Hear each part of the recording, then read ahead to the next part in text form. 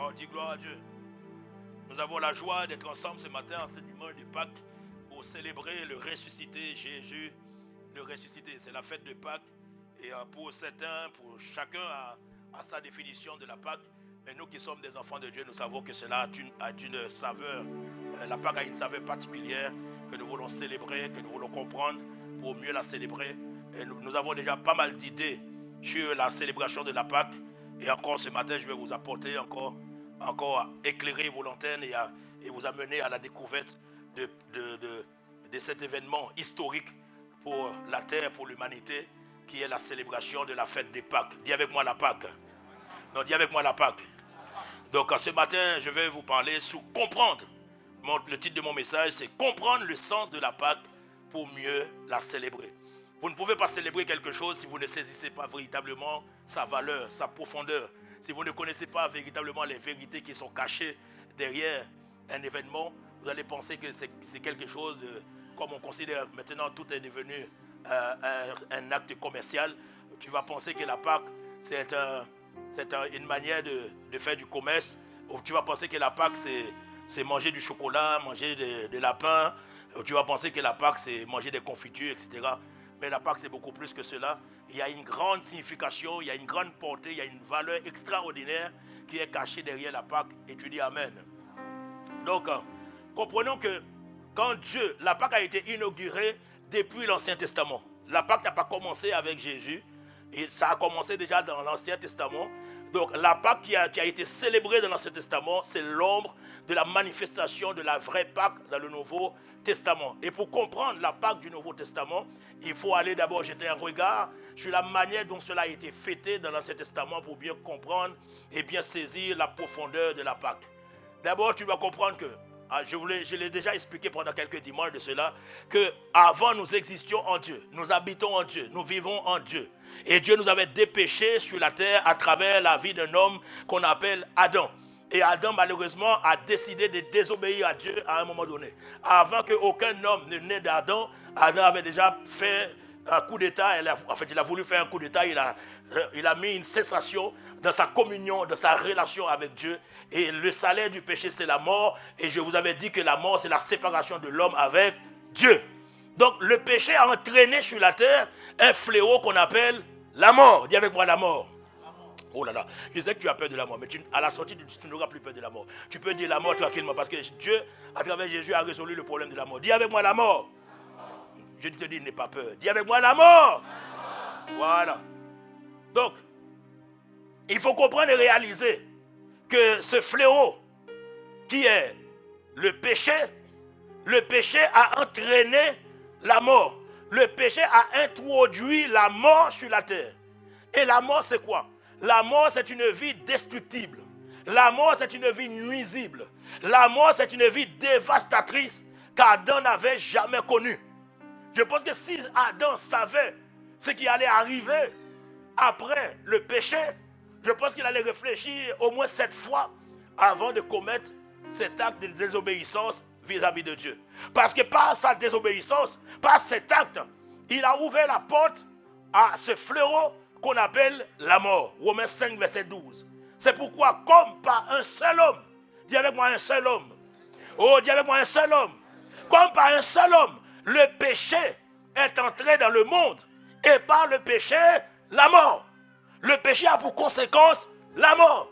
Le salaire du péché, c'est la mort. La rémunération du péché, c'est la mort.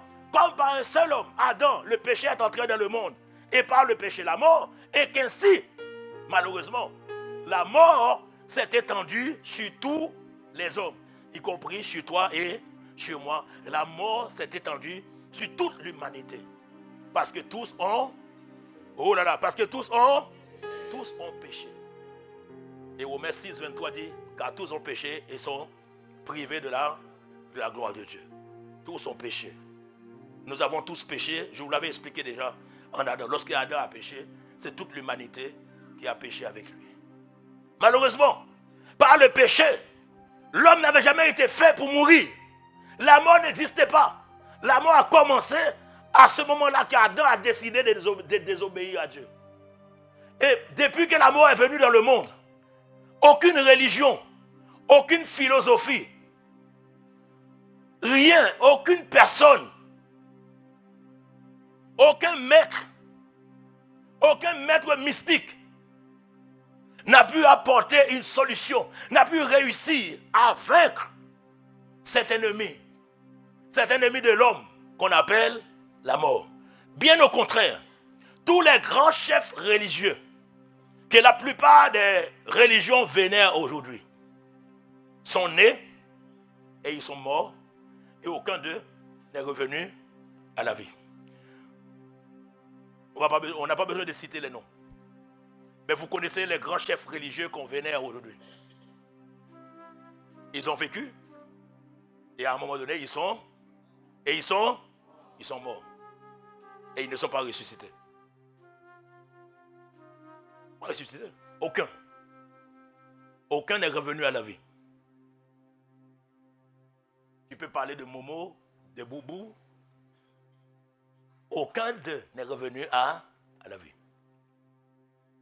Aucun d'eux n'a su vaincre le pouvoir de la mort, le dernier ennemi de l'homme.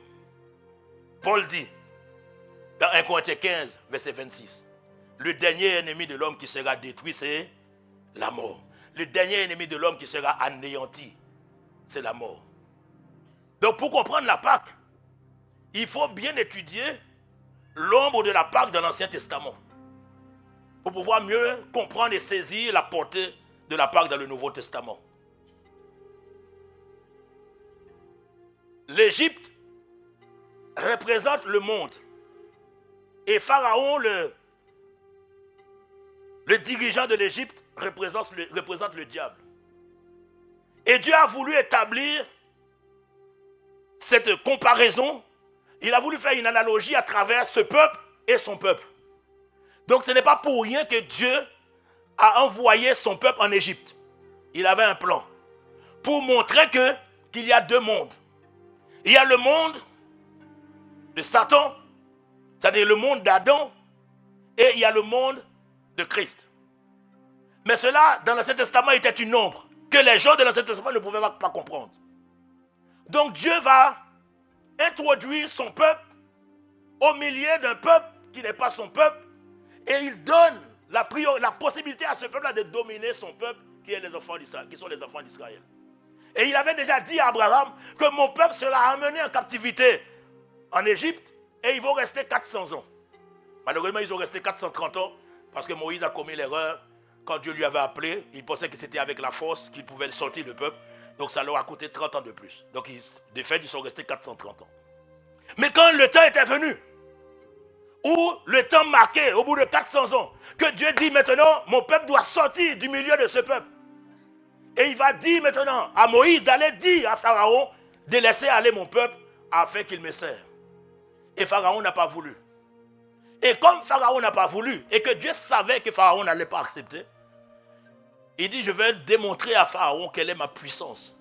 Et c'est là qu'il commence à frapper l'Égypte. Quand il frappait l'Égypte, il ne frappait pas l'Égypte comme on voit. Il frappait les divinités de l'Égypte. En Égypte, il y avait 9 divinités. Ces 9 divinités de l'Égypte, Dieu est venu pour corriger ces divinités afin que Pharaon, pour démontrer à Pharaon quel est le pouvoir satanique, le pouvoir démoniaque ne peut pas retenir indéfiniment son peuple en captivité. Donc ce qu'il va faire, il va commencer à envoyer les fléaux sur l'Égypte. Et vous les connaissez, je n'ai pas besoin de prendre le temps de les lire. Il a frappé l'Égypte de ses fléaux. Il a frappé l'Égypte de ses plaies. Il y avait la pollution des nappes phréatiques. Il y avait aussi le sang. Les nappes phréatiques étaient couvertes de sang. Il y avait les mouches venimeuses. Il y avait la grêle et le feu. L'invasion des sauterelles. Obscurité sur tout le pays d'Égypte. Et l'obscurité sur tout le pays d'Égypte a duré 3 jours. Et Jésus est resté dans le tombeau 3 jours. Commence à comprendre. Ok, suis-moi. Mais la question qu'on doit se poser, lorsque Dieu corrigeait les divinités de l'Égypte, où se trouvait le peuple de Dieu qui était là au milieu d'eux? Est-ce que les fléaux, est-ce qu'ils étaient concernés par les fléaux? Est-ce qu'ils étaient concernés quand les nappes phréatiques étaient changées en sang? Quand il y avait la grêle, quand il y avait le feu, quand il y avait les mouches? Est-ce que le peuple de Dieu était concerné? Puisque ce peuple-là vivait en Égypte aussi. Mais tu vas voir que la particularité de Dieu, quand il traite le méchant, Dieu ne confond jamais le bon et le méchant. Il sait distinguer au milieu des méchants qui est son peuple.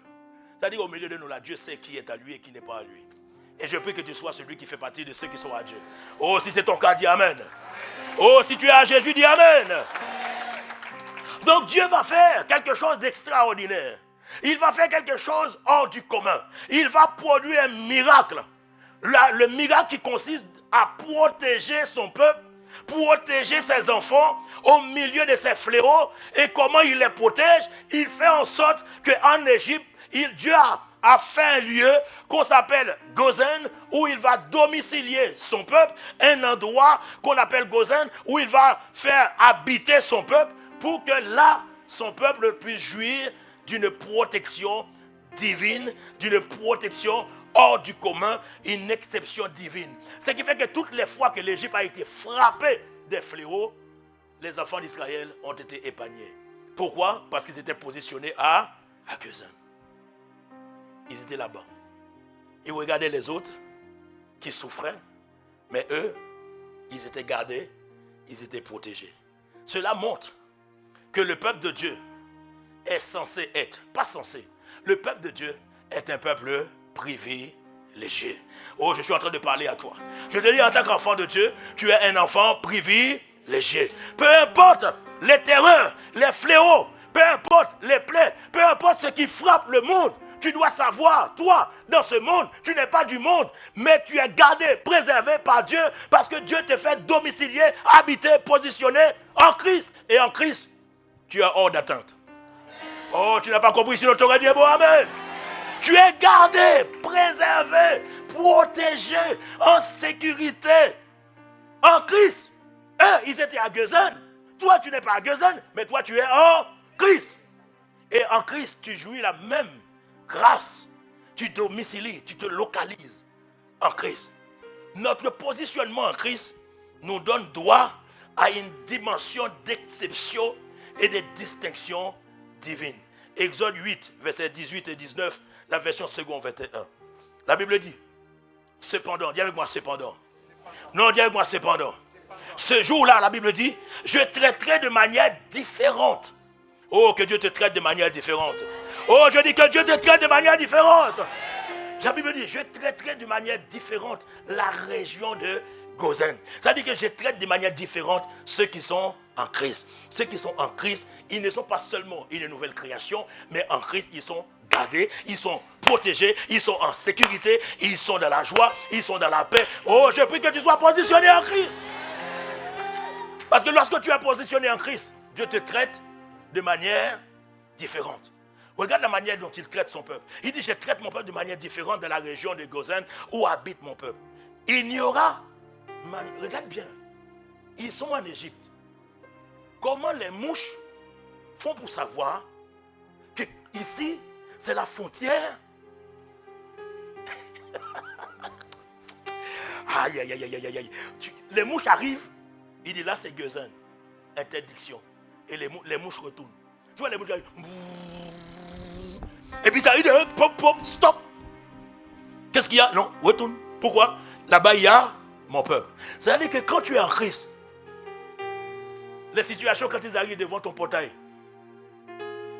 il dit, je suis arrivé. On dit, non mon ami, tu n'es pas arrivé.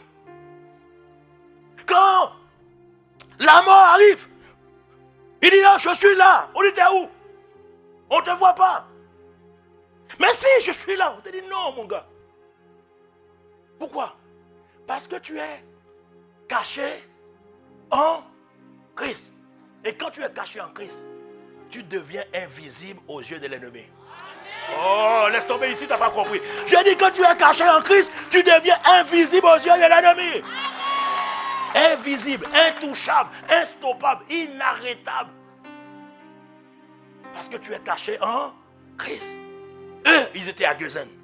Et les mouches n'ont pas pu rentrer. C'est comme si tu vois, il y a une épidémie de mouches qui baladent de partout.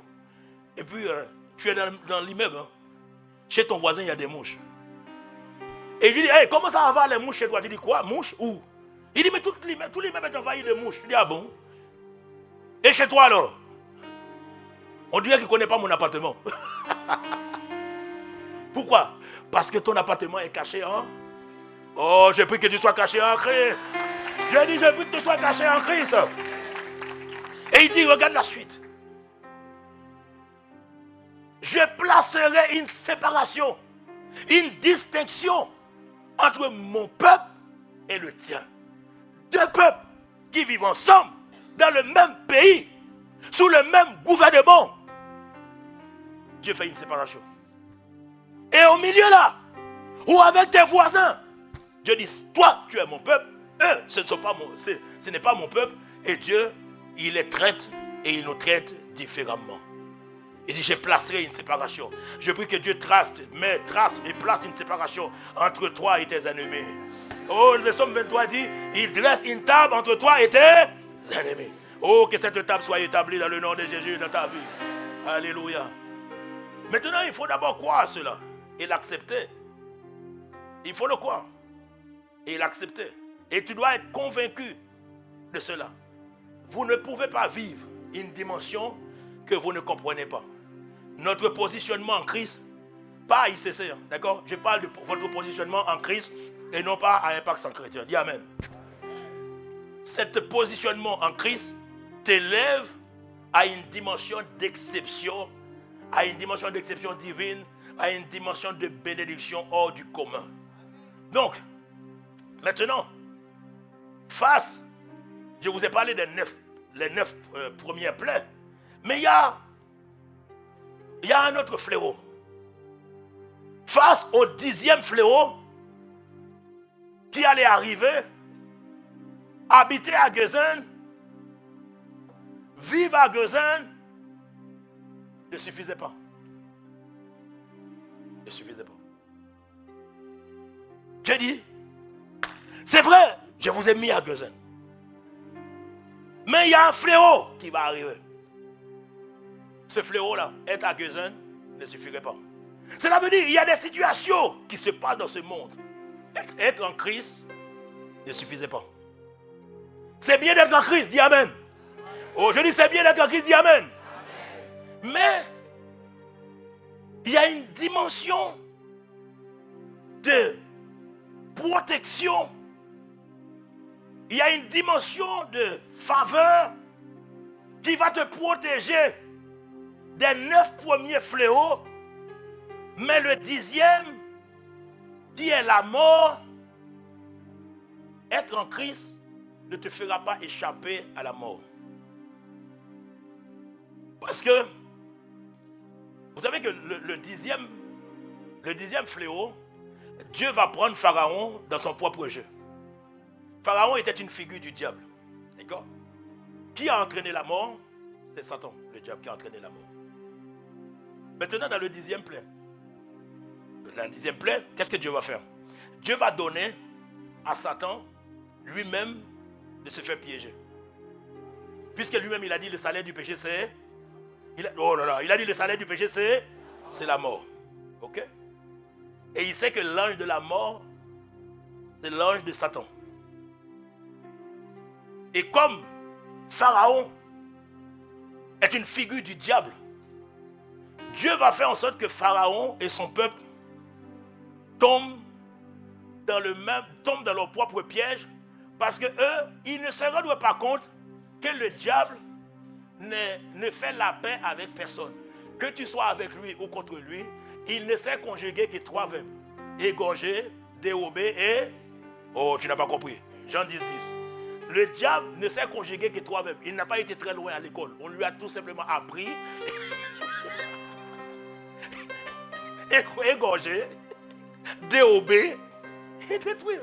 C'est-à-dire que tu sois ton enfant, que tu sois son serviteur, que tu sois le serviteur du diable. Le diable n'en a rien à faire que tu sois son serviteur. Au moment où il veut te tuer, il va t'égorger sans pitié. pitié. Il en a fait de toi. D'ailleurs, même lorsqu'il ne peut pas faire autrement. Et Dieu va libérer l'ange de la mort pour frapper les premiers-nés de l'Égypte. Depuis les animaux jusqu'aux humains. Et comme son peuple est là en Égypte, il sait que le salaire du péché c'est la mort et que son peuple aussi a péché. Donc si l'ange de la mort vient pour frapper, parce que la mort, le péché entraîne non seulement la mort spirituelle, mais aussi la mort physique. Il dit, mais si je libère l'ange de la mort, même si mon peuple demeure à Gozen, mais le fait qu'eux aussi pêchent, leurs premiers-nés seront emportés. Alors Dieu va faire quelque chose d'extraordinaire. Et c'est ce que nous sommes en train de fêter aujourd'hui. Dis Amen. Il sait que cette vie mortelle, cette vie de mort qui va arriver, cette vie mortelle silencieuse qui sera mise à l'œuvre, et que personne ne sait comment elle vient ni d'où elle vient, et on ne sait pas comment elle se forme, mais tout ce qu'on sait de lui, c'est qu'on sait qu'il a le pouvoir redoutable de tuer, d'affliger, de défigurer. Donc, Dieu va mettre quelque chose en place. Parce qu'il dit habiter à Gozen ne suffisait plus. Il fallait en plus, du fait d'habiter à Gozen, il faut préparer la Pâque. Dis avec moi la Pâque. C'est là qu'est intervenue la Pâque. Dieu dit, ok, vous êtes à Gozen, je vous ai caché à Gozen, mais quand l'ange exterminateur, l'ange de la mort va arriver, comme vous avez péché, et que vous avez la nature pécheresse en vous, il faut que je vous cache quelque part. Et c'est là qu'il va demander à Moïse, de demander à son peuple, de prendre un agneau et de préparer le repas pascal, de préparer la Pâque. Ils vont manger la chair de cet agneau et après ils vont prendre le sang de l'agneau où ils vont mettre sur les linteaux des portes des maisons. Et les linteaux, le sang à poser sur les linteaux des portes était le signe que quand l'ange exterminateur viendra, en voyant le sang de l'agneau, il passe par dessus. Il passe par dessus. Et c'est ce que Dieu a fait face à ce fléau. Cela veut dire, de même, nous aujourd'hui, croire en Dieu ne suffit pas. Lorsque nous sommes confrontés à cette vie dévastatrice et ses œuvres, croire en Dieu ne suffit pas. Aujourd'hui comme hier, la seule âme, écoute bien, la seule âme qui permet de dominer la mort, qui permet de dominer la vie du diable, parce que la vie du diable c'est la mort. La mort c'est la vie du diable, d'accord? La mort c'est la vie du diable et la vie du diable c'est la mort. Donc la seule âme qui te permettra de dominer la mort, de dominer la vie du diable, c'est la vie de Dieu. Et pour que cette vie divine s'opère, pour que cette vie divine soit effective en toi, il ne suffit pas seulement de croire en Dieu ou être en Christ, il faut immoler et manger la Pâque. Ah, tu n'as pas compris. Pour que cette vie divine soit effective, pour que cette vie divine opère en toi, tu es en Christ, tu crois en Dieu, Christ vit, Christ habite en toi. Mais pour que tu sois épargné de la mort, de la puissance de la mort, il faut que tu manges, il faut que tu immoles la Pâque. Voilà pourquoi Dieu a inauguré la Pâque dans l'Ancien Testament et il l'a encore manifesté dans le Nouveau Testament. Manger la Pâque, c'est quoi? C'est-à-dire manger la chair et boire le sang de Jésus-Christ. Tu n'as pas compris encore parce que nous banalisons la Sainte Seine. Tu penses, tu dis bon, je suis en Dieu, je crois en Dieu, je suis caché en Dieu, ça me suffit. Cela ne te suffit pas. Tu dois toujours manger la Pâque. La Pâque, ce n'est pas uniquement dans cette période de nouvelle lune, mais la Pâque, tu dois la célébrer tous les jours. Dis avec moi, tous les jours. Non, tous. les jours. Tous les jours, tu dois célébrer et manger la Pâque. De la même manière, tu te lèves le matin, tu prends ton petit déjeuner. Avant même de prendre ton petit déjeuner, tu dois dresser la table. Oh, tu n'as pas compris. Parce qu'en fin de compte, comment t'expliquer ça? Nous sommes plus dans la réaction au lieu d'être proactifs. Tu dresses la table, tu manges la Pâque quand tu es malade. Là, tu prends la Sainte Seine tous les jours. Il y en a même qui m'appellent. Pasteur, depuis que j'ai mal, j'ai pris la Sainte Seine tous les matins, ça ne marche pas. Mais pourquoi tu n'avais pas prié avant? Pourquoi tu dois attendre que tu sois malade? Pourquoi tu attends que l'ange de la mort rentre et te frappe à la mort et maintenant tu te tournes vers la Sainte Seine? Pourquoi tu ne manges pas la Pâque? Pourquoi tu ne manges pas le corps, la chair de Jésus-Christ? Pourquoi tu ne bois pas son sang? Régulièrement, tous les jours. Tous les jours. Tu dois brandir le sang de Jésus continuellement. Regardons bien, Jean 6, versets 54 et 55. La Bible dit, celui qui mange ma chair et qui boit mon sang détient, possède la vie éternelle. Qui possède la vie éternelle? Celui qui mange, ensemble, celui qui mange ma chair et qui boit mon sang. La vie éternelle se trouve cachée où? Dans la chair et le sang de Jésus-Christ. Et encore, quand tu manges la chair et bois le sang de Jésus-Christ, il dit, je te ressusciterai au dernier jour. Verset 55. Car ma chair est en fait, c'est même pas une. Ma chair est vraiment une nourriture.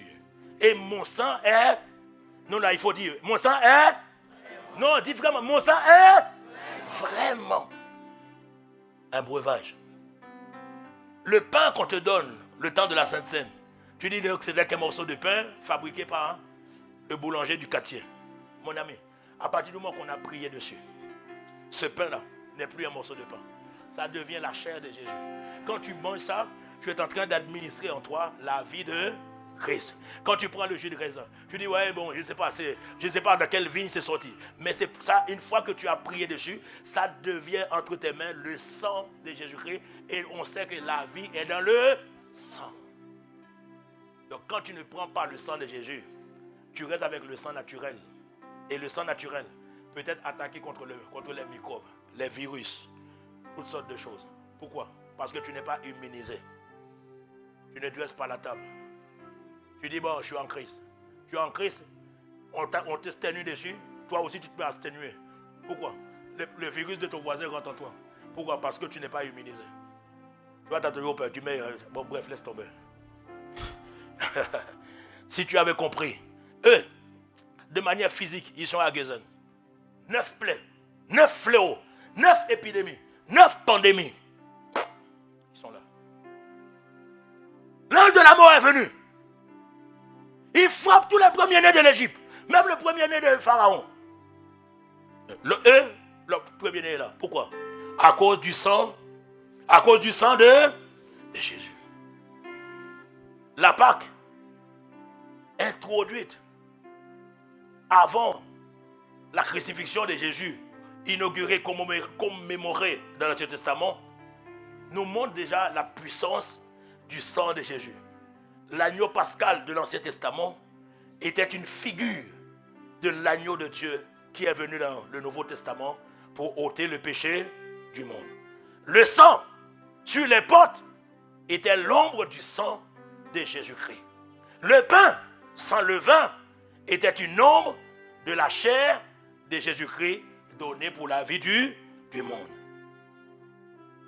Donc, lorsque nous fêtons la Pâque n'est pas une fête religieuse, mais la Pâque, c'est la commémoration de plusieurs événements historiques, je vous l'ai dit tout à l'heure, dans l'histoire de la terre et de l'humanité. Donc, célébrer la Pâque, premièrement, c'est commémorer le fait que Dieu a pourvu lui-même.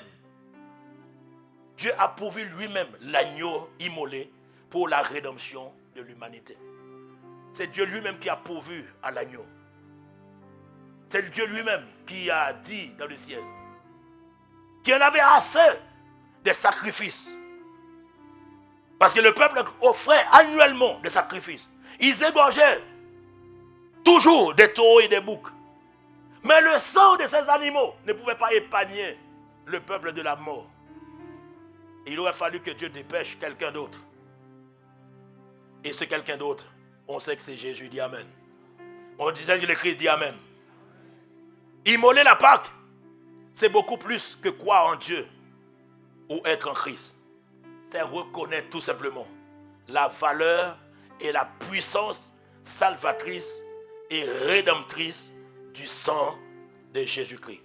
Immoler la Pâque ou l'agneau, c'est brandir tout simplement le sang de Jésus-Christ comme signe de victoire. Cela veut dire, ce n'est pas derrière tes œuvres, ce n'est pas derrière ta bonne conduite que tu peux te cacher. Tu ne peux que t'abriter que derrière le sang de Jésus.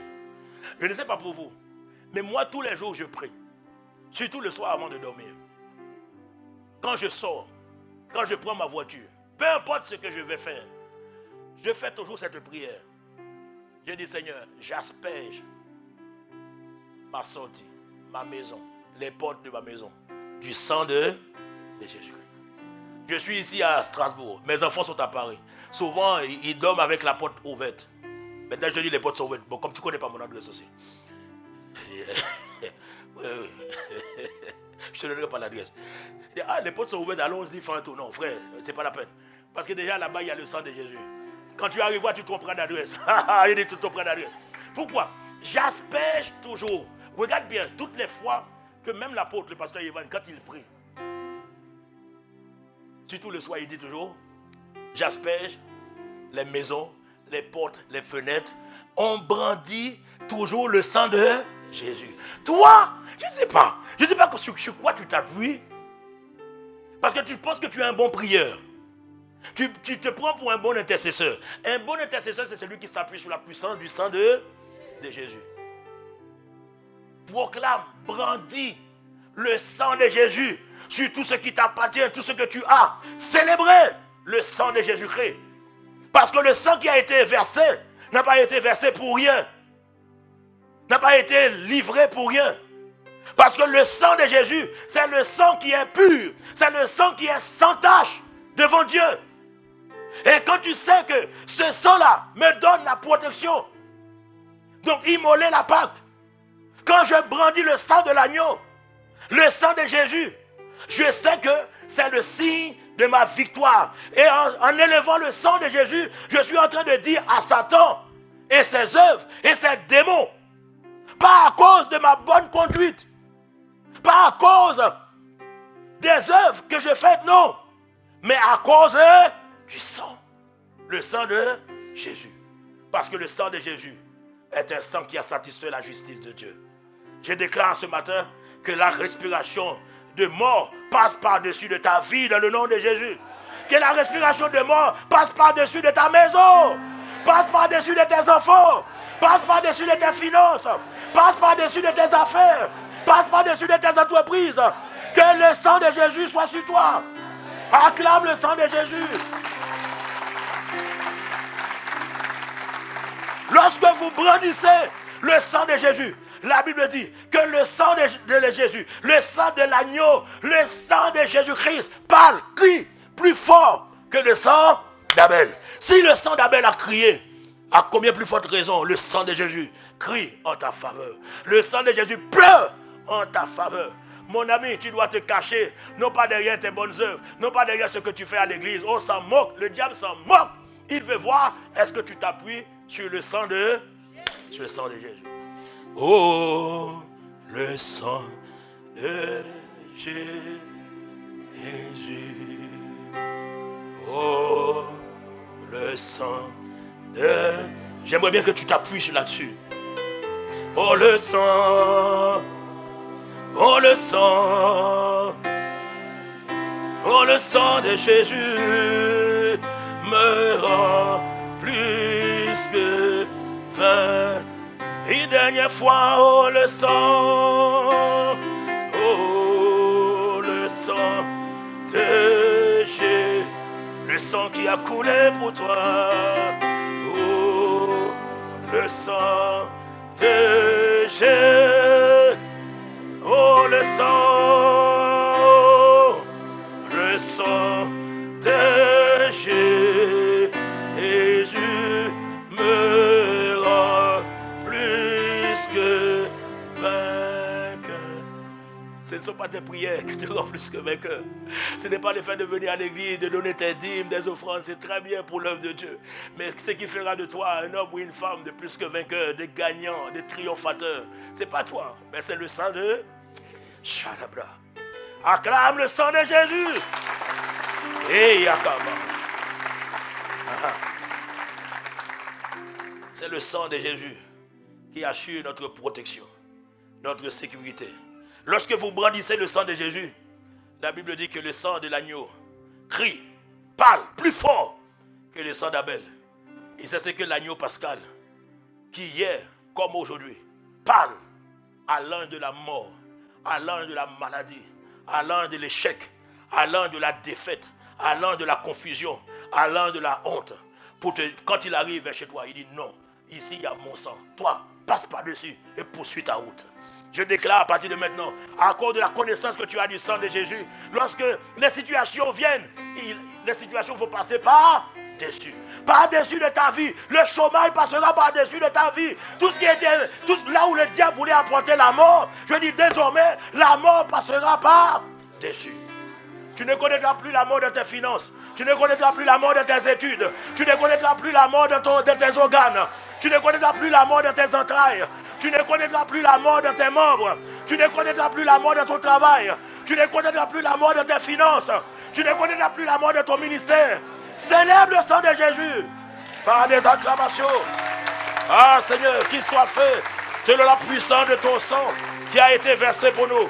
Parce qu'il y a une puissance extraordinaire dans le sang de Jésus. Lorsque Dieu le Père a vu que Dieu le Fils présentait son sang pur, sans tache, sans péché, versé pour racheter l'humanité, le juge, Dieu le Père a dit, offrande acceptée, prix payé, expiation définitive accomplie.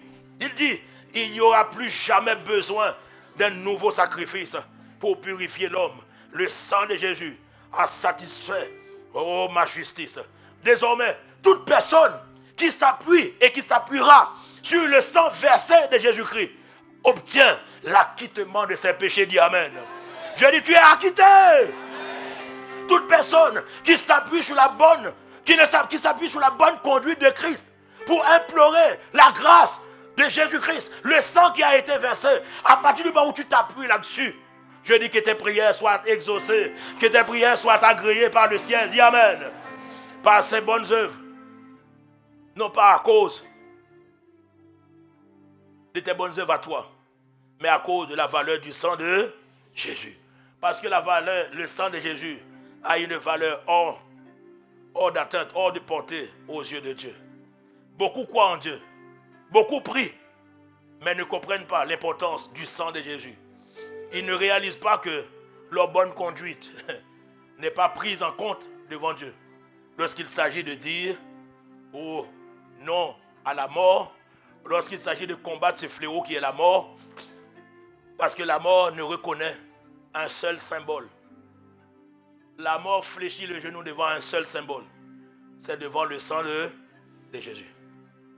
La mort s'incline uniquement devant le sang de Jésus. Le sang de Jésus, c'est le seul qui a autorité dans les cieux et sur la terre. Le seul, le sang de Jésus. Le sang de Jésus.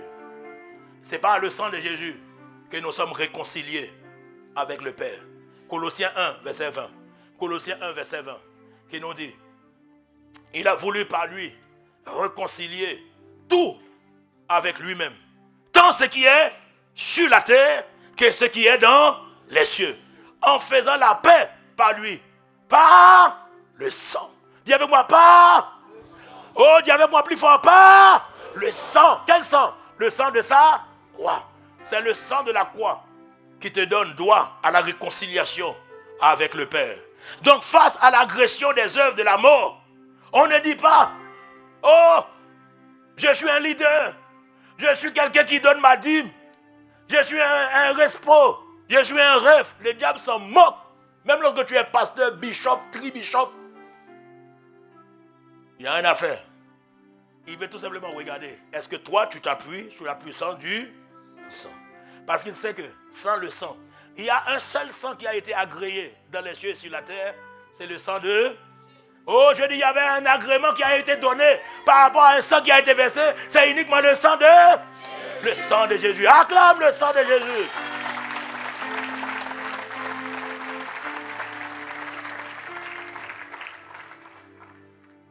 Oui.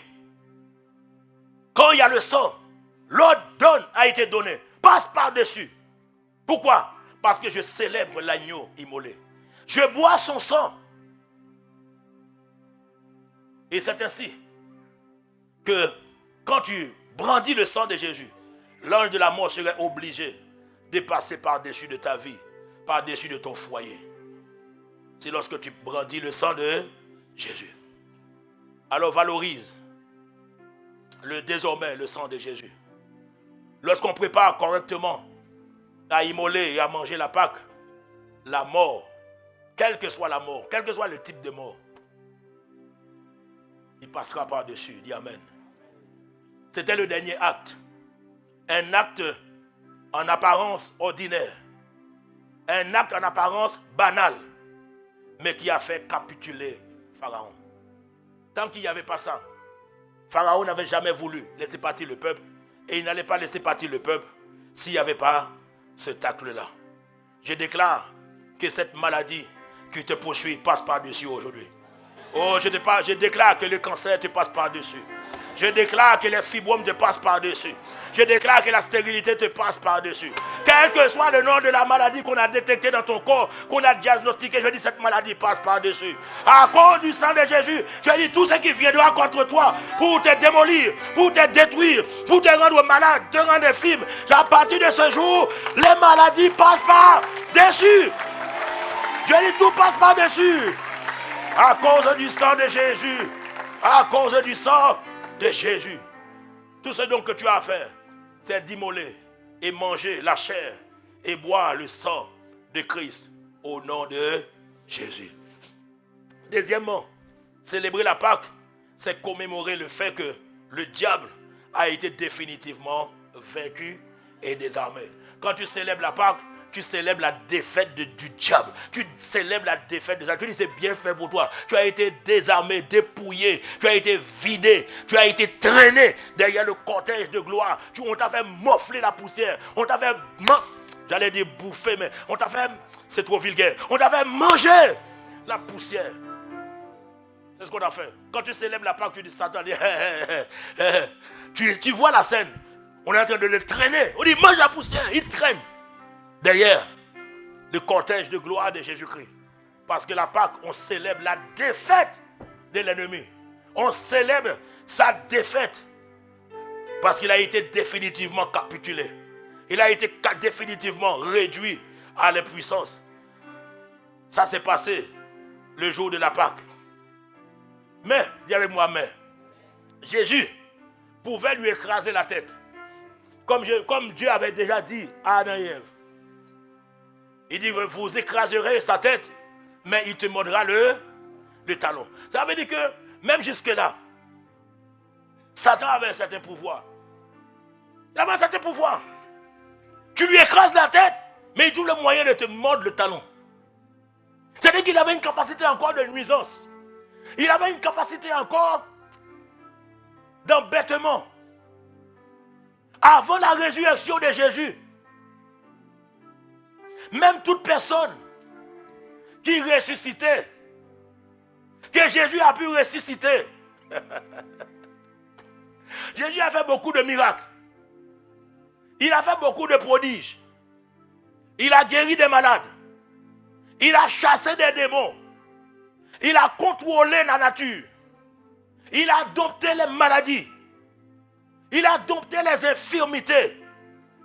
Mais devant la mort, devant la mort, Jésus s'est incliné.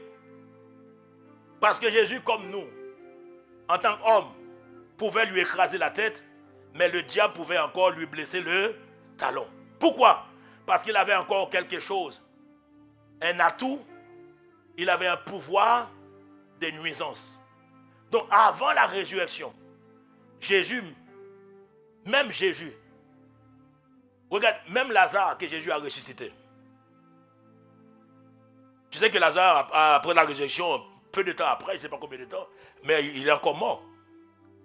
Donc finalement, ça a coûté beaucoup plus cher à la famille, hein, des enterrements.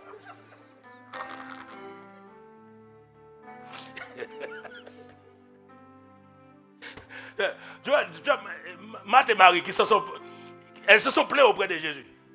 Mais tu sais que Lazare, le fait que Jésus l'a ressuscité, il n'a pas été ressuscité définitivement. Oui. Ses jours ne faisaient que prolonger. Oui, ses jours étaient uniquement prolongés sur la terre.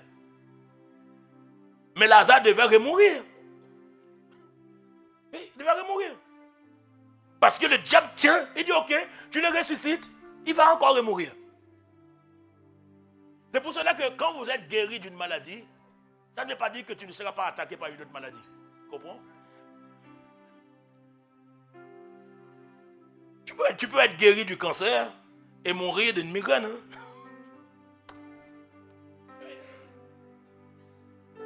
Mais ça, c'était avant la résurrection de Jésus. Dis Amen. Oh, dis Amen.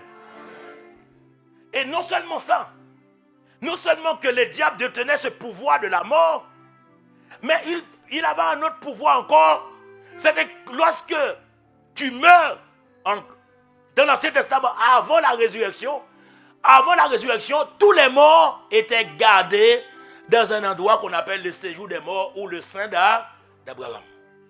Cela veut dire que les Moïse, les grands Moïse, les Josué, les Caleb, Élie, Samuel, même David qui était l'homme selon le cœur de Dieu, quand ces gens-là ont décédé, ils ne sont pas apparus de la présence de Dieu. Ils étaient tous gardés dans un lieu qu'on appelle le séjour des morts ou le sein d'Abraham. Et on a même l'exemple de ce pauvre Lazare dans Luc 16, verset 22 à 23. Le pauvre Lazare mourut, la Bible dit, et il fut porté par les anges où? Dans le sein d'Abraham. Le riche mourut aussi et il fut enseveli. Dans le séjour des morts, il leva les yeux et tandis qu'il était en proie au tourment, il vit de loin Abraham et Lazare dans son sein. Cela veut dire que le riche, comme le pauvre Lazare, lorsqu'ils sont morts, ils étaient gardés sous la terre. Ils ne pouvaient pas monter dans la présence de Dieu. Ils ne pouvaient pas monter au 3e ciel, au QG du royaume des cieux. Ils étaient gardés. Tout le monde, les David, les prophètes, bien qu'ils rêvaient de voir Dieu dans toute sa splendeur, après la mort, après leur départ, on les envoyait dans le sein d'Abraham. Donc avant la Pâque, le diable pouvait encore se vanter d'avoir un certain pouvoir de nuisance. Il dit que même si vous faisiez un exploit sur terre, comme les Moïse et Élisée, il vous disait toujours, au jour de ton départ, tu n'iras nulle part. Tu iras dans le sous la terre, tu iras dans le séjour des morts. Pas en enfer, mais dans le séjour des morts. Mais tu ne verras pas Dieu. Tu n'es pas en enfer. Tu es là, tu es bien, mais tu ne verras pas Dieu tel qu'il est. Personne ne pouvait monter, je te dis, au 3e ciel avant la résurrection, avant la Pâque. Tout le monde était retenu, prisonnier, attendant que le Messie promis par Dieu vienne un jour les faire sortir de prison. C'est pour cela que chaque fois qu'un nouveau venu arrivait dans le séjour des morts, dans le sein d'Abraham, ceux qui étaient là lui posaient la question, hey, c'est toi le Messie? Il dit non, on va encore attendre combien de temps? Et ils ont attendu longtemps. Ils ont attendu longtemps. Parce qu'ils voulaient voir Dieu, mais ils n'arrivaient pas. Parce que le diable les retenait. Et c'était la Pâque. Dis avec moi la Pâque. Oh, dis avec moi la Pâque. C'était la Pâque. Pas n'importe quelle Pâque. La Pâque chrétienne. Ça veut dire qu'à la crucifixion de Jésus, lorsqu'il a été enseveli, lorsqu'il a accepté de mourir, je dis bien qu'il a accepté de mourir parce qu'on n'a pas assassiné Jésus. C'est lui-même qui a accepté de mourir. C'est lui-même qui a accepté d'expier, de donner sa vie. Il a donné sa vie volontairement. Pourquoi? Parce qu'il pouvait la donner et la reprendre. Jean 10, verset 18. Jésus dit, personne ne me l'ôte, mais je la donne de moi-même. J'ai le pouvoir de la donner et j'ai le pouvoir de la reprendre. Tel est l'ordre que j'ai reçu de mon Père. Jésus, c'est lui qui a donné sa vie. On ne l'a pas tué. Je te dis, Jésus, on ne l'a pas tué. Jésus, on ne l'a pas assassiné. Ce n'était pas un meurtre. Jésus a donné, il a donné sa vie. Il a donné sa vie. Pourquoi? Parce que Jésus ne pouvait pas mourir. Parce qu'il est né sans péché. C'est le salaire du péché qui amène la mort. Comme lui, il n'a pas péché, il ne pouvait pas mourir. Donc il ne peut que lui accepter de mourir. Mais sinon, il était immortel. C'est pour cela maintenant, avec la vie divine, la vie de l'esprit, tu ne meurs plus. Oh, tu n'as pas compris. Je dis, tu ne meurs plus. Tu ne meurs plus. Et tu ne mourras plus. Dans le nom de Jésus. Donc, en lui, en Jésus, il y avait la vie éternelle. Donc, il ne pouvait pas être vaincu par la mort. Il a dû devenir péché pour être éligible à la mort. Et pour être éligible à la mort, il a dû prendre sur lui nos souillures. Il a dû prendre sur lui ton vieil homme. C'est pour cela que quand Jésus est mort à la croix, il t'a tout simplement substitué. C'est pas lui, mais il a pris ta place. Il dit, hop, moi je suis sans péché, rien ne peut m'arriver. Mais pour que ma fille soit sauvée, pour que mon frère soit sauvé, je prends sa place, passe derrière moi et je donne ma vie à ta place pour que tu sois sauvé. C'est ainsi qu'il a donné sa vie. Donc, il ne pouvait pas être vaincu par la mort. Il a dû devenir péché pour être éligible à la mort. Donc c'est lorsqu'il a été enseveli à la Pâque qu'il a accepté de descendre dans les régions inférieures de la terre, les régions les plus basses de la terre, afin de pouvoir libérer les prisonniers. Tu peux lire ça dans Hébreux chapitre 2, verset 14. On ne va pas prendre le temps de le lire, on va avancer. Et Paul encore l'explique dans Éphésiens 4, verset 8 à 10. Il dit, c'est pourquoi il est dit, il est monté dans les hauteurs, sur les hauteurs. Il a amené les prisonniers. Dis avec moi, il a amené les prisonniers. Il a amené les David, il a amené tous ceux de l'Ancien Testament qui étaient morts. Tous ceux qui étaient morts, même le pauvre Lazare, tous ceux qui étaient morts avant la résurrection, à la résurrection de Jésus, il les a amenés avec lui. Tous ceux-là qui étaient prisonniers dans le séjour des morts ont été libérés parce qu'il était descendu dans les profondeurs de la terre. Mais comprenons, à la mort de Jésus, tout le monde, ceux qui étaient sur la terre, pleuraient la mort de Jésus. Parce que c'était quand même affligeant de voir un jeune homme de 33 ans pendu sur une croix. Donc c'était attristant, c'était affligeant. Donc, on pleurait, on se lamentait sur la mort de Jésus. Mais vous savez que pendant ces 3 jours où Jésus était dans le tombeau, dans la tombe, alors que les maris, les disciples pleuraient, il passait quelque chose sous la terre. Sous la terre, le prince de ce monde était jugé. Le prince de ce monde était jugé en cour martiale de justice pour occupation illicite de la terre, pour occupation arbitraire de la terre et aussi pour occupation de la vie de l'être humain. Mais pour que ce jugement puisse avoir lieu, il aurait fallu qu'un homme accepte de mourir. Et cet homme qui a accepté de mourir, c'est Jésus. Il accepte de mourir afin de pouvoir aller aux Hadès, aller dans les séjours des morts, dans le sein d'Abraham, pour récupérer la clé de la mort, mais récupérer la clé de la mort de manière légale. Parce que Satan, le diable a obtenu la clé de la mort de manière illicite, mais il était légal. Il a séduit Adam et Ève, mais Adam et Ève qui lui a donné le pouvoir de la domination, il ne l'a pas eu abusivement. Il a eu ça dans la légalité. Et comme il a eu de la légalité, parce que c'est Adam qui ont péché contre Dieu, et la conséquence de leur péché, c'était la mort. Donc du coup, désobéir à Dieu, c'est obéir à Satan. Parce qu'on sait qu'on est esclave de ce qui a triomphé de nous. Donc du coup, Satan avait le droit légal d'avoir en main la clé de la mort. Maintenant, pour aller récupérer la clé, Dieu ne pouvait pas rester au ciel et dire, oh non, Satan, donne la clé. Satan va dire, toi tu es un Dieu de justice, j'ai obtenu cette clé de manière juste. Donc toi, j'étais au ciel avec toi. Je sais que toi, tu es le Dieu parfait. En termes de justice, new one. Et tu veux me dire, tu veux prendre la clé comme ça? Non. Donc pour récupérer la clé de la mort, Dieu devait agir de manière légale pour récupérer la clé. Voilà pourquoi, quand il a cherché quelqu'un pour envoyer, il n'y a que Jésus qui se met debout pour dire, je vais y aller. Donc, le pouvoir de dominer la terre qu'Adam avait, il avait obtenu légalement. Maintenant, puisque Jésus a donné sa vie, et que Jésus, puisqu'il a donné sa vie, il est mort. Et comme Satan sait, tous ceux qui meurent à cause du péché. Donc il dit, Jésus, hey, bienvenue.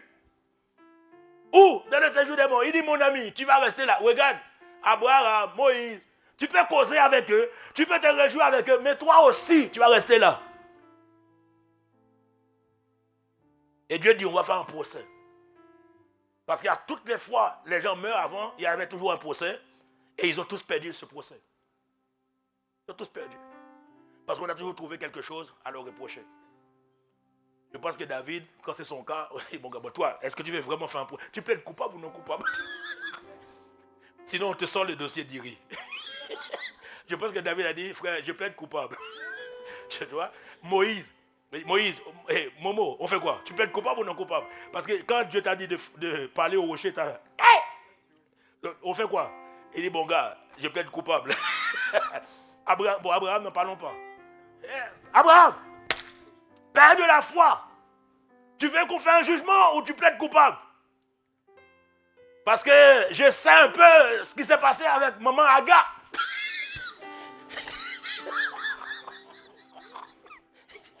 Tous avaient un dossier. Tous avaient un dossier. Ils n'ont pas pu gagner le procès. En fait, il n'y a même pas eu de procès. Les gars, ils arrivent là-bas, ils plaident coupable. Oui. Ils plaident coupable. Et qu'on fasse quoi? Et maintenant, c'est le temps. C'est le temps maintenant de passer Jésus au jugement. Alors le juge demande. Le juge, c'est Dieu. L'accusateur, le procureur, celui qui amène les chefs d'accusation, c'est le diable. Alors le juge demande, Jésus est mort, il a donné sa vie, et tu le retiens dans le séjour des morts. Est-ce que cet homme, Jésus, est-ce qu'il est né d'un homme? Et maintenant l'avocat de Jésus, c'était le Saint-Esprit. C'est pourquoi tu dois avoir un bon avocat. Ah. Et le Saint-Esprit en tant qu'avocat va se lever devant la cour de justice, la cour martiale de justice, pour dire, monsieur le juge, cet homme qui est devant vous, que l'accusateur, le diable, vient d'accuser, cet homme n'est pas né de l'homme, il est né d'esprit. Parce que lors de la conception de Jésus, l'ange Gabriel qui était venu parler à Marie, monsieur le juge, qui lui dit que vous allez être enceinte, et l'enfant qui naîtra de toi sera le sauveur de l'humanité. Marie avait dit à l'ange Gabriel, je ne connais point d'homme, alors comment cela sera-t-il possible? Et l'ange Gabriel, monsieur le juge, lui avait dit, Le Saint-Esprit surviendra sur vous. La puissance du Très-Haut te couvrira. Et le Saint-Enfant qui naîtra de toi sera appelé Fils de Dieu. Alors, monsieur le juge, Jésus n'est pas né d'un homme. Il est né du Saint-Esprit. Cela veut dire, Jésus n'a pas en lui de péché. Premier round. Maintenant, le juge va encore interroger le procureur. Il va lui dire, cet homme n'est pas né de l'homme. Il est né du Saint-Esprit. Mais est-ce qu'il a commis des péchés pendant sa vie, monsieur le procureur? Et Satan, le procureur, se met debout. Il dit, oui, monsieur le juge. J'ai des accusations contre lui. J'ai des charges, j'ai des faits. J'ai des chefs d'accusation contre lui. Et ce qui pèse contre lui est très lourd. C'est très accablant. Ce qu'il a fait. Qu'est-ce qu'il a fait? Pour ne citer que quelques-uns, monsieur le juge. Cet homme, dans le temple, il a frappé les gens. Il a renversé leur table. Deuxièmement, monsieur le juge, cet homme, Jésus, il a traité les pharisiens, les docteurs de la loi. Il les a traités de race de vipères. Comment comprenez-vous qu'un homme comme Jésus vient insulter les docteurs de la loi, les pharisiens? Et en plus de cela, monsieur le juge, non seulement qu'il a insulté les pharisiens, mais c'est quelqu'un qui s'est permis de faire des miracles le jour du sabbat. Vous savez que c'est toi qui as institué là le sabbat. Et tu as dit le jour du sabbat, il ne fallait rien faire. Et cet homme, monsieur le juge, a osé guérir des malades. Et j'ai encore des charges contre lui, monsieur le juge. Cet homme a dit de sa bouche que Dieu était son père. Alors que tu sais très bien que Dieu n'a pas de femme, il ne peut pas avoir d'enfant. Et non seulement ça, monsieur le juge, cet homme a profané le nom de Dieu. Il dit lui-même qu'il est Dieu. Et pour conclure, monsieur le juge, mes chefs d'accusation contre cet homme, il s'est s'autoproclamé comme étant le roi des rois. Alors, sur ces chefs d'accusation, je réclame la peine de mort, la mort capitale pour Jésus. Et il doit rester ici, en prison, pour toujours et à jamais. Merci, monsieur le procureur de la République. Et Jésus, maintenant, on va délibérer. Et Jésus va dire, Dieu, le juge va dire au procureur, j'ai écouté vos chefs d'accusation, mais je tiens à vous dire que vos accusations sont rejetées. Oh, je dis, tu n'as pas compris. Dieu a dit, les chefs d'accusation qui pesaient contre lui sont rejetés. Et le juge va lui dire, vous avez injustement condamné un innocent. Jésus, qui est devant vous ici, ne mérite pas la mort. Il ne mérite pas la mort. Donc il ne peut pas rester ici, dans le sein d'Abraham, dans le séjour des morts. Il faut que tu le relâches. Alors, monsieur Jésus, comme tu as été condamné injustement, comme tu as été emprisonné injustement, et comme monsieur le procureur a voulu te garder ici injustement, qu'est-ce que vous demandez, monsieur Jésus? Qu'est-ce que vous réclamez comme dommage et intérêt? Et Jésus va se lever pour dire, monsieur le juge, comme j'ai été condamné injustement, retenu ici depuis 3 jours, injustement, je réclame le droit de reprendre possession de la terre. Je réclame le droit, monsieur le juge, de relâcher tous les hommes qui croient et qui croiront en moi. Je déclare, monsieur le juge, que tous les prisonniers retenus ici dans les séjours des morts, mes confrères, les Abraham, les David, les Moïse, les prophètes, regarde, monsieur le juge, je réclame le droit de la libération de tous ces hommes qui sont retenus ici injustement. Et maintenant, le juge va poser la question au Saint-Esprit. Cet homme Jésus qui a versé son sang, est-ce que son sang est suffisant pour satisfaire, pour apaiser le prix requis par la justice de Dieu? L'avocat répond oui. Le sang qui a été versé est suffisant. Ce sang qui a été versé est assez puissant pour résoudre la cause du péché de l'humanité. Parce que dans Hébreux 9, 22, il est écrit, sans effusion de sang, il n'y a pas de pardon. Alors maintenant a lieu le jugement de ce monde. Dans Jean chapitre 12, verset 31. Jean 12, 31. Maintenant a lieu le jugement de ce monde.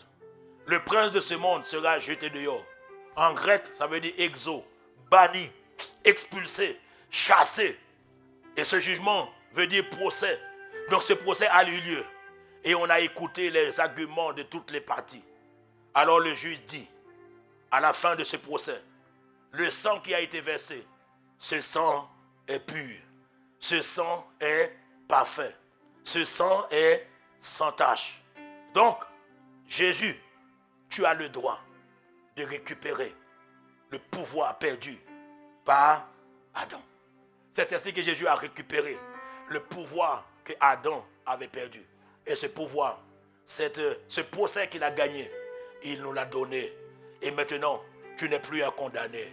Et tu ne seras plus jamais condamné. Et il va dire à l'ange, il va dire aux gardes, veillez dépouiller l'accusateur de ses âmes. Veuillez expulser l'accusateur de ma présence. Veuillez le bannir de ma présence pour toujours et à jamais. Et Jésus a récupéré les clés. Et Satan a été dépouillé du clé de la mort. Ce qui fait que maintenant, quand tu meurs, tu ne meurs pas. Tu ne fais que dormir. Tu fermes les yeux et tu ouvres les yeux dans la présence de Dieu. Tu ne vas plus dans le séjour des morts. Il n'y a plus de passage pour toi dans le séjour des morts. Ce qu'on appelle purgatoire, ça n'existe plus depuis que Jésus est ressuscité. Maintenant, si tu dois faire ton choix pour aller avec Dieu, c'est maintenant que tu dois l'accepter. Parce que Jésus a versé son sang, il a été jusqu'aux Hadès et il a récupéré les clés de la mort.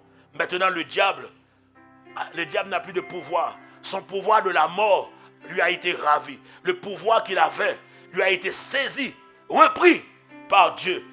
En Hébreux 2, verset 14, la Bible dit, il l'a fait. Hébreux 2, 14, version parole vivante. Ça, il faut le lire. Affichez ce verset, c'est très important.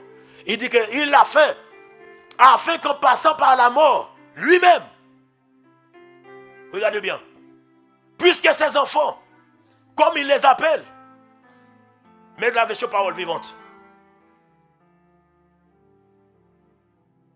il l'a fait afin qu'en passant lui-même par la mort, il puisse ravir le pouvoir à celui qui détenait la puissance de la mort, c'est-à-dire le diable. Il l'a fait. Jésus, il l'a fait. Il a pris la forme d'un homme et il a donné sa vie. Pourquoi? Afin de pouvoir ravir le pouvoir à celui qui détenait la puissance de la mort, c'est-à-dire au diable. Il a récupéré le pouvoir que le diable avait. Et maintenant, il n'a plus de pouvoir sur toi. Il n'a plus de pouvoir sur ta famille, et tu dis un bon amen.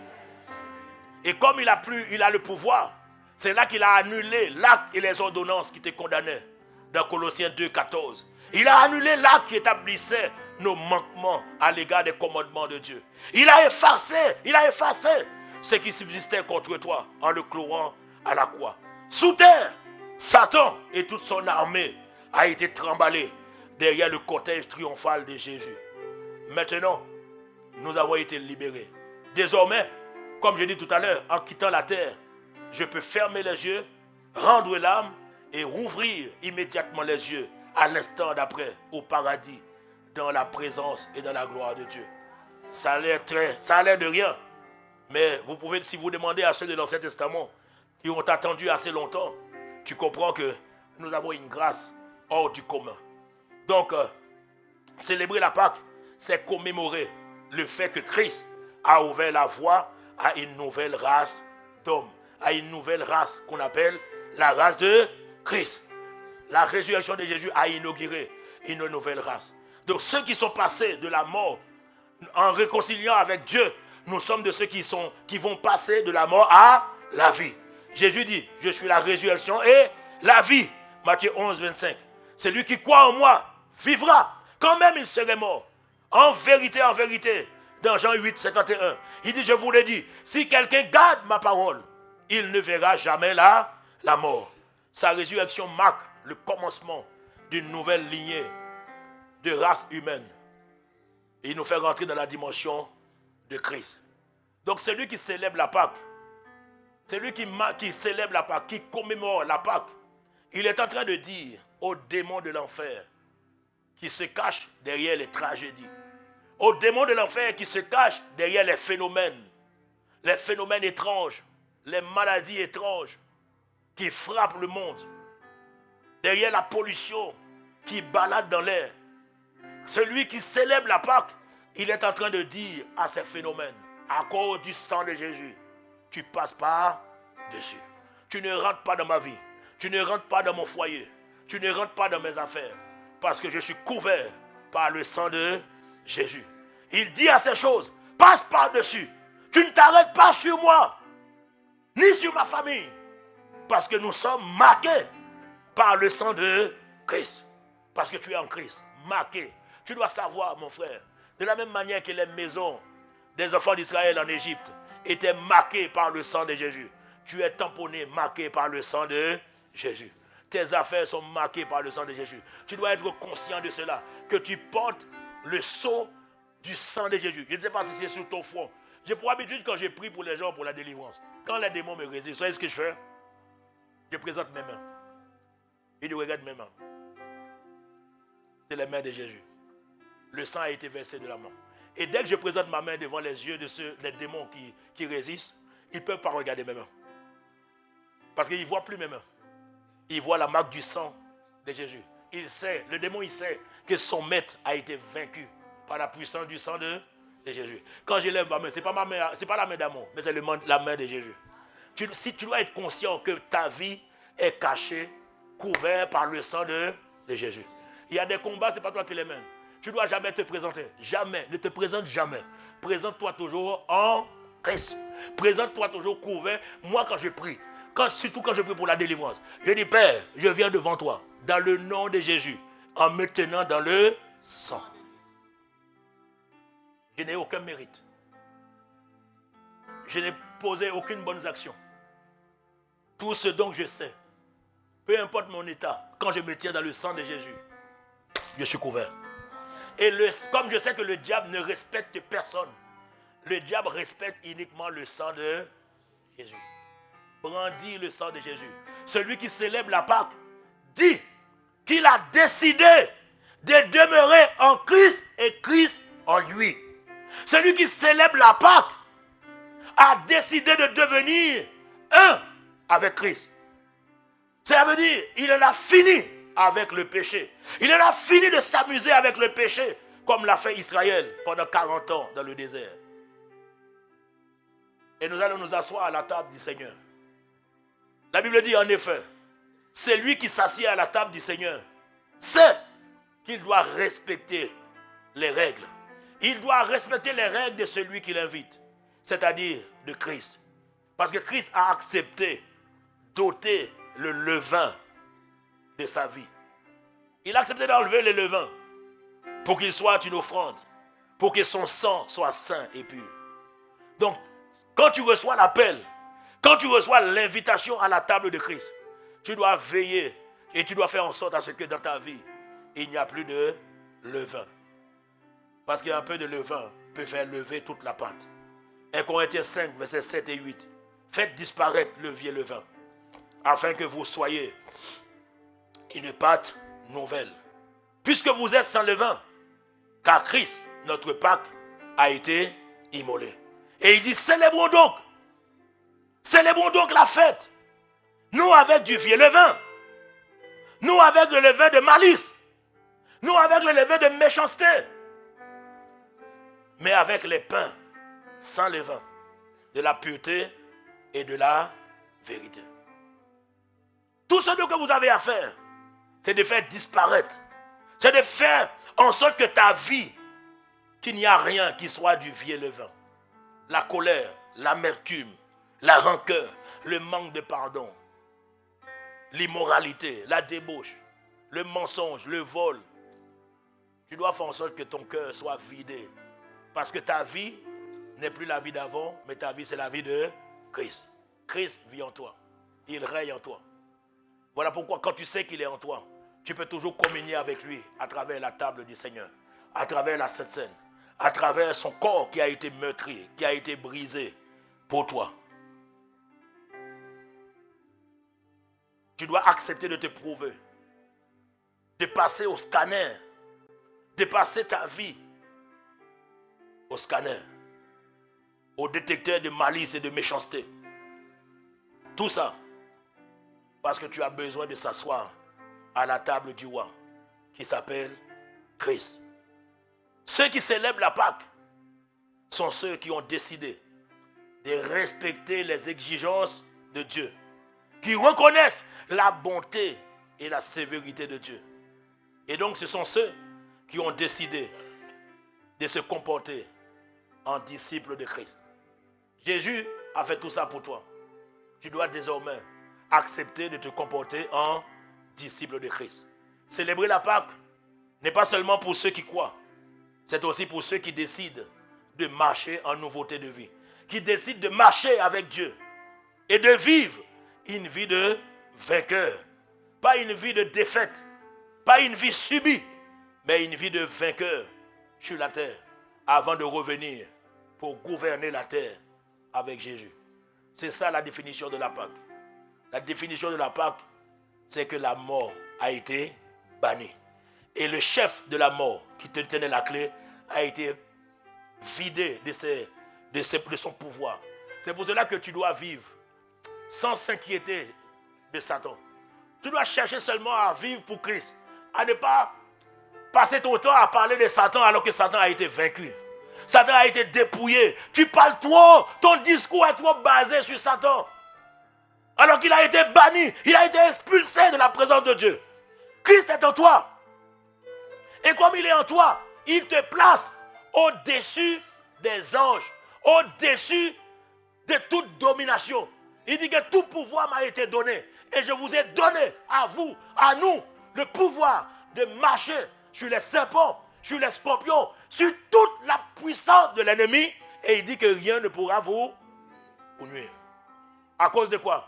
Pas à cause de tes œuvres, mais à cause du sang de... À cause du sang de... À cause du sang de Jésus. Voilà ce que tu dois célébrer. Voilà ce que tu dois vivre au quotidien. La puissance manifeste du sang de Jésus-Christ.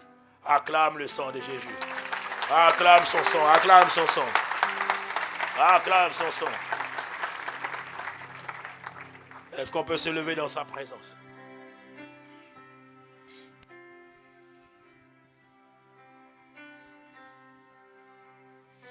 Oh, le sang de Jésus,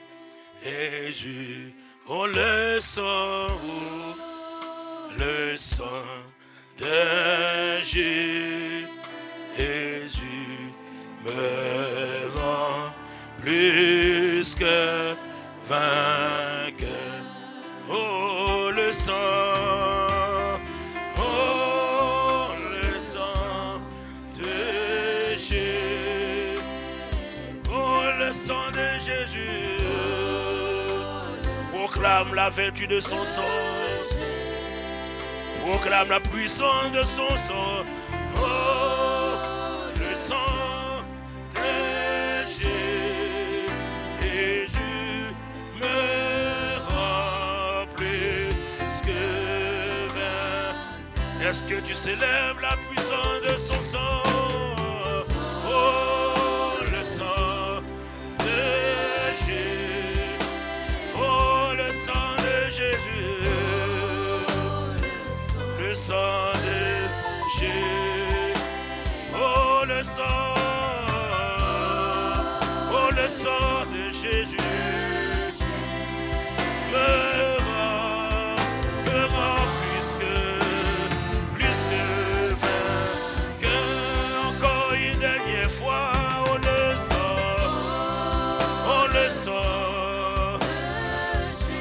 le sang de Jésus. Oh, le sang de Jésus.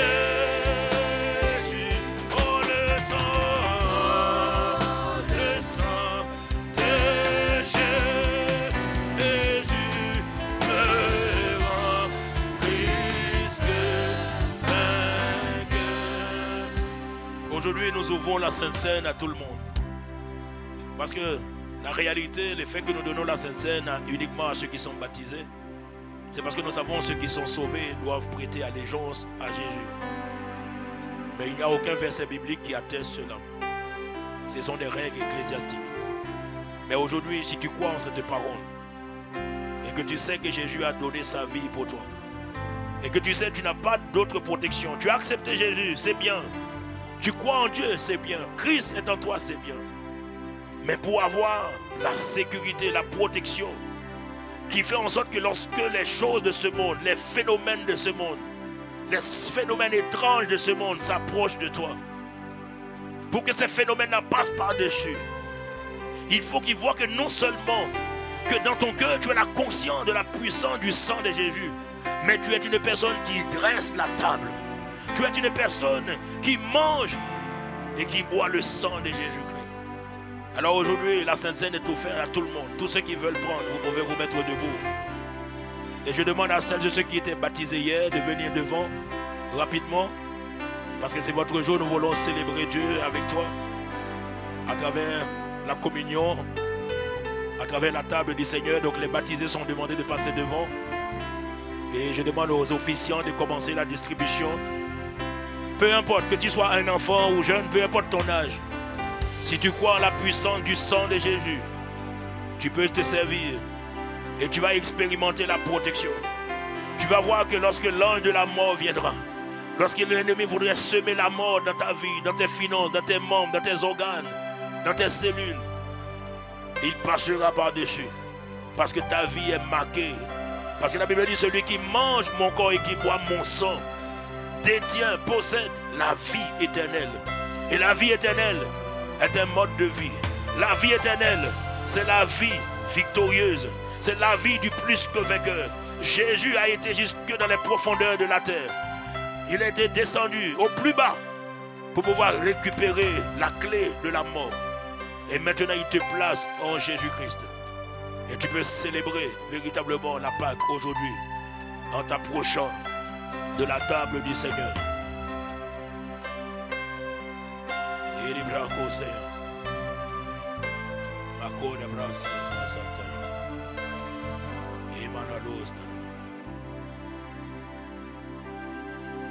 Attaché à la croix pour moi. Attaché à la croix pour moi, il a pris mon péché, il m'a délivré. Attaché à la croix pour moi, attaché à la croix pour moi, attaché à la croix pour moi, il a pris mon péché, il m'a délivré, attaché à la croix pour moi, attaché à la croix pour moi, attaché à la croix pour moi, il a pris mon péché, il m'a délivré, attaché à la croix pour moi, crucifié à la croix pour moi, crucifié à la croix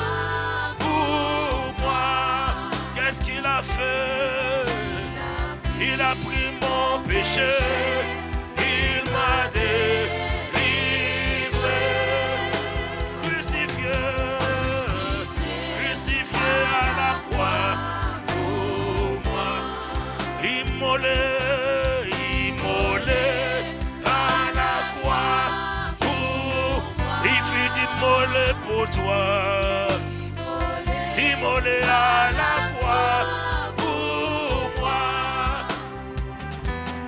Il a pris mon péché, il m'a délivré, immolé à la croix pour moi. Méprisé, méprisé à la croix pour moi. Méprisé à la croix pour moi. Il a pris mon péché, il m'a délivré. Oh, méprisé à la croix pour moi. Méprisé à la croix pour moi. Comme ça, cette scène. Réfléchis à la croix où il s'est donné pour toi. C'était pour toi et pour moi. Il a pris nos péchés, il nous a délivrés, attachés à la croix pour moi. Attachés à la croix pour moi.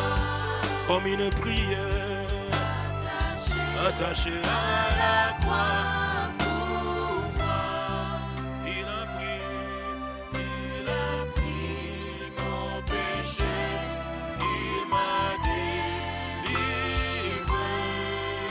attaché à la croix pour moi. Crucifié à la croix, Maradosh, Inimanésia, Maonana, crucifié à la croix pour moi. Il a pris mon péché, il m'a délivré, crucifié à la croix. Père, nous élevons ce pain entre nos mains par la foi. Ce pain n'est plus l'œuvre d'un boulanger. Il devient ton corps qui a été meurtri, mutilé, brisé pour nous, afin que nous puissions avoir la vie. Parce que tu as dit, celui qui mange mon corps et qui boit mon sang demeure en moi et je demeure en lui. Que tous ceux qui prennent, qui mangent ton corps maintenant, je prie, Père, que nous puissions vivre en toi comme tu vis en nous. Et lorsque l'ange de la mort viendra, quel que soit ce qui va être envoyé du monde des ténèbres, désormais, ce qui rentrait dans notre vie, ce qui rentrait dans notre foyer, ce qui rentrait dans nos finances, ce qui rentrait dans notre environnement, désormais, à cause de la connaissance de la parole, de la connaissance de la vérité, désormais, ils passeront par-dessus. Rien ne rentrera dans nos foyers, rien ne rentrera dans notre cœur, parce que nous sommes barricadés, protégés, sécurisés par ton corps et ton sang qui a été brisé et ton sang qui a été versé pour nous. Alors, mes bien-aimés, si tu élèves de ce pain, qui est le corps brisé de Jésus, nous allons le manger ensemble. Et tu verras que dans ta vie, il y aura une protection divine qui sera établie, une distinction sera établie en toi.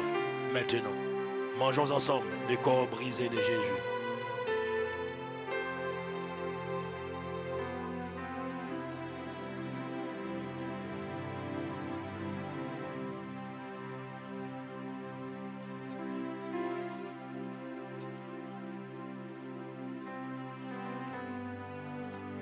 Cette coupe est notre alliance avec le Père. Cette coupe est le sang de notre réconciliation avec Dieu. C'est le sang qui nous a donné la paix, la réconciliation avec Dieu. Toutes les fois que tu prennes le sang de Jésus, tu es en train de déclarer ton appartenance à Dieu. Tu es en train de dire c'est lui qui vit en toi. Et tu es en lui. Parce que la vie se trouve dans le sang.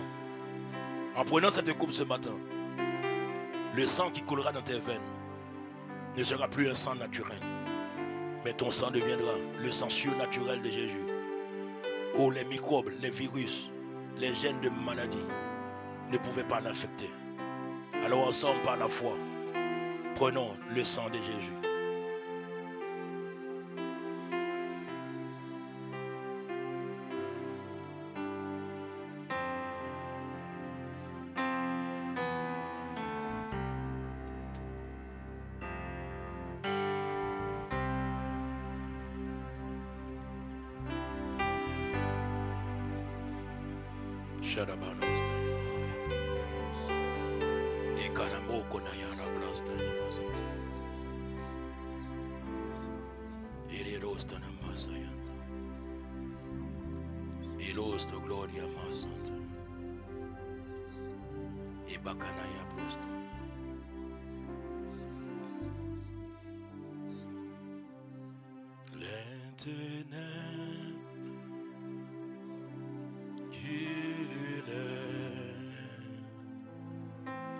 Devant l'œuvre de la croix, devant l'agneau,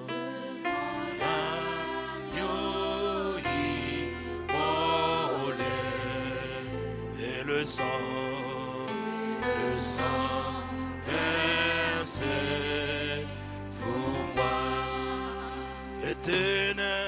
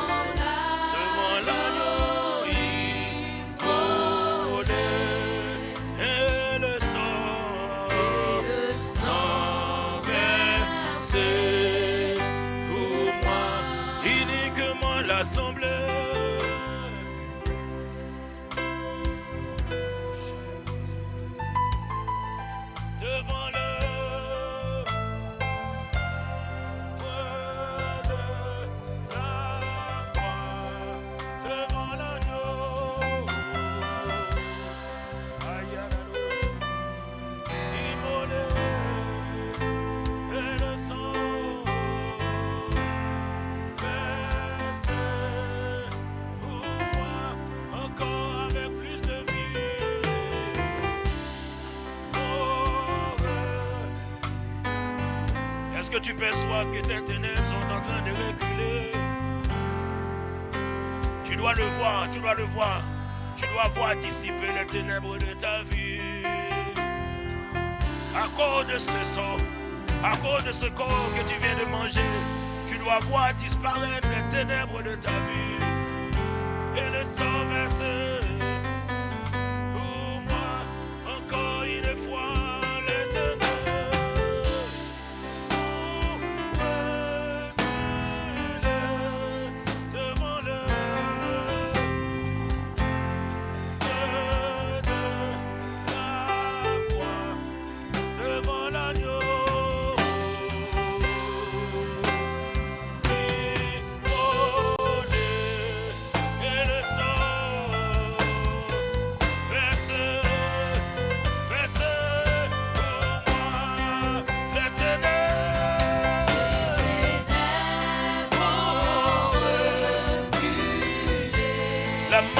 Te quitte maintenant.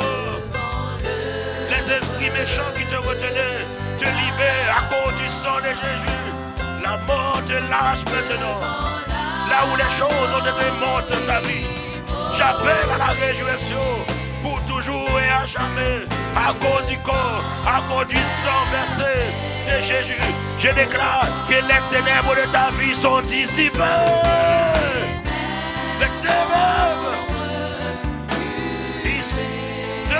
devant l'agneau, devant l'œuvre de la croix, devant l'agneau qui a été crucifié, qui a été mis en croix pour ta vie et pour ma vie. Et le sang versé pour moi Tu dois voir les ténèbres qui parlent de ta vie. Maintenant, Père, viens guérir, viens libérer, viens sauver, viens apporter la vie à cause du sang de Jésus. Que tous ceux qui ont été retenus soient libérés, que tous ceux qui ont été captivés, Seigneur, enfermés, emprisonnés, soient relâchés, soient libérés, soient délivrés à cause du sang de Jésus. Les ténèbres quittent ta vie maintenant. Les œuvres des ténèbres abandonnent ta vie, abandonne ton foyer, abandonne ta santé, abandonne tes finances, abandonne tout ce qui te retenait, t'abandonne maintenant.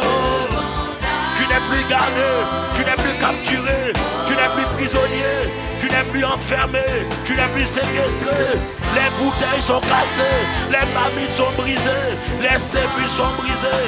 Comme Jésus est sorti de la mort, je te vois sortir de tes épreuves, je te vois sortir de la stérilité, je te vois sortir de la dépression, je te vois sortir de la tristesse, je te vois sortir de la peur, de la mélancolie, je te vois sortir de l'échec, je te vois sortir du tourner en haut, je te vois sortir de toute situation, de toute malédiction familiale, générationnelle qui voulait te garder pour faire en sorte que tu sois toujours dans le besoin. Ah, Jésus s'est approprié pour que tu sois enrichi. Il a donné sa vie pour que tu puisses recevoir sa vie à lui, parce que sa vie est une vie extraordinaire. Tu rentres dans une dimension où les ténèbres ne peuvent plus te contenir, ne peuvent plus te garder, parce que Jésus, le procès qu'il a remporté, la victoire qu'il a remportée, il t'a donné cette victoire. Et maintenant, vous avez tout pleinement en lui, vous avez tout en lui, vous avez tout en lui, vous avez tout en lui. Maintenant, les ténèbres ont reculé devant l'œuvre de la croix, devant l'agneau immolé, et le sang versé pour moi. Tous les autres, pour sa sainteté, l'univers.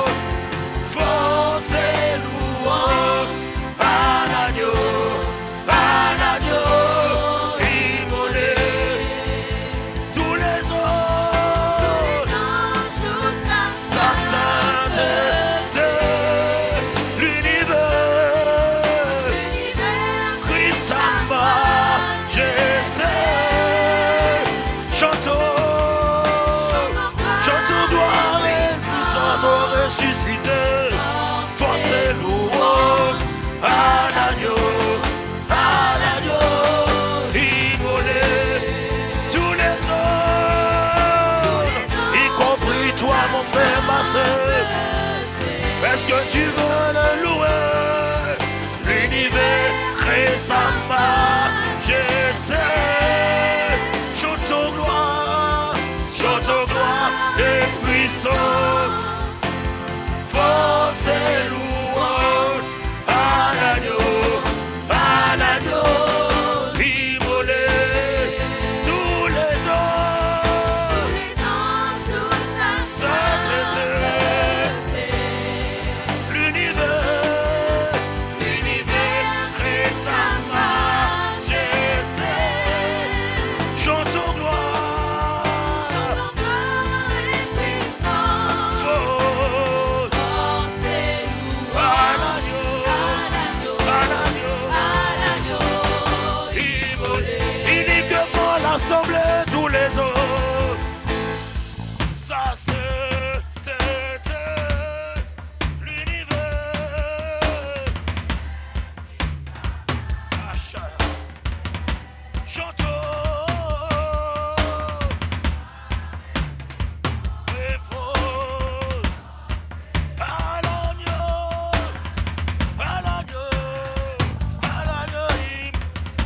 tu peux aller encore plus haut.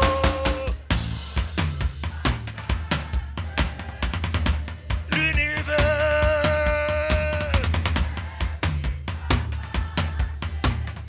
chantons, chansons et puissance, force et louange à l'agneau, à l'agneau, à l'agneau, à l'agneau, à l'agneau, à l'agneau, à l'agneau, à l'agneau, immolé, à l'agneau de Dieu, à l'agneau, immolé, à l'agneau, à l'agneau, immolé, à l'agneau, à l'agneau, immolé, à l'agneau, à l'agneau, à l'agneau, immolé, à l'agneau de Dieu. Reçois la gloire, reçois l'honneur, reçois la puissance, reçois la magnificence, reçois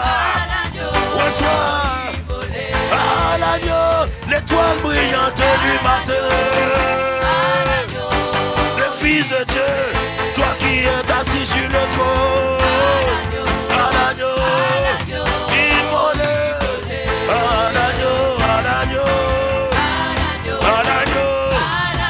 l'agneau, immolé. Je proclame à l'agneau, à celui qui est assis sur le trône, à celui qui vit et qui règne à jamais, à l'agneau, immolé, à l'agneau, à l'agneau, à l'agneau, à l'agneau, immolé, Shaya Baros, ah, Shaya, Yabaros, Tabaha, à l'agneau,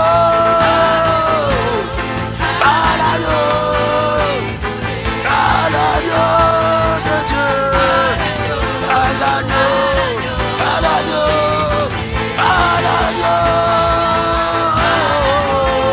à l'agneau, à l'agneau, à l'agneau, à l'agneau, à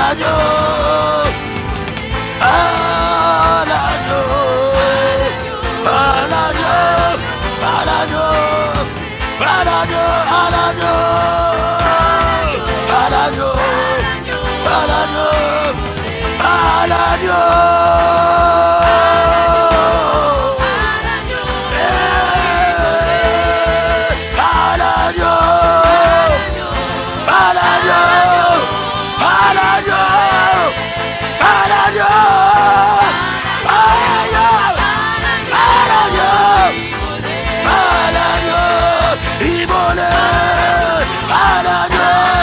à l'agneau, à l'agneau, mon grand frère, à l'agneau, à l'agneau, à l'agneau,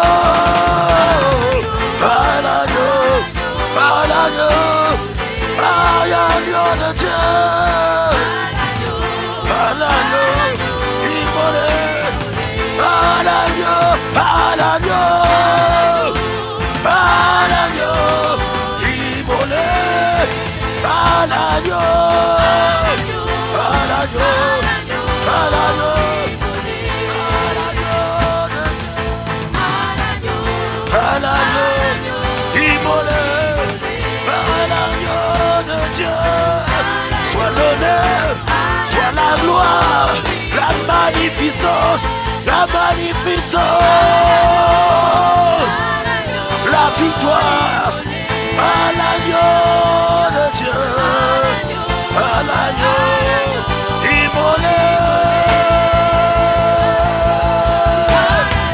à l'agneau, immolé, à l'agneau, à l'agneau, à l'agneau, à l'agneau, immolé, à l'agneau, à l'agneau.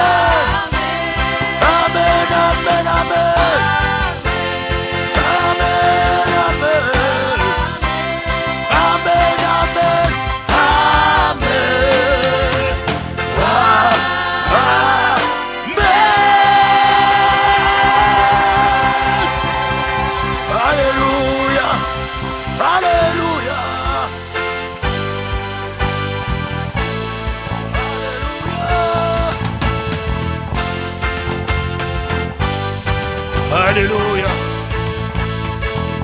Alors que les baptisés vont reprendre place. Les baptisés vont reprendre place. Mais je vais donner l'opportunité à une personne qui est ici ce matin. Tu as compris ce que Dieu a fait pour que tu sois sauvé. Et tu as compris la valeur et la puissance du sang de Jésus qui a été versé pour toi le jour de la Pâque.